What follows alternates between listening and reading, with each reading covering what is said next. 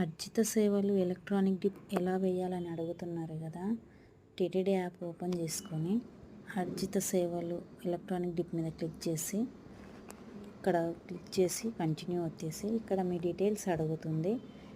Mail ID మీది ఇవ్వండి, తర్వాత సిటీ, తర్వాత స్టేట్, తర్వాత కంట్రీ, తర్వాత పిన్ కోడ్ అడుగుతుంది.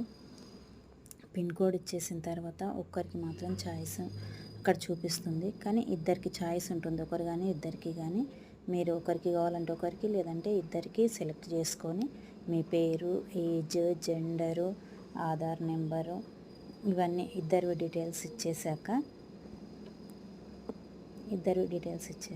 కంటిన్యూ క్లిక్ చేయాలి. కంటిన్యూ క్లిక్ చేసిన తర్వాత అలాగే కొద్దిగా కిందికి వచ్చేసేయాలి.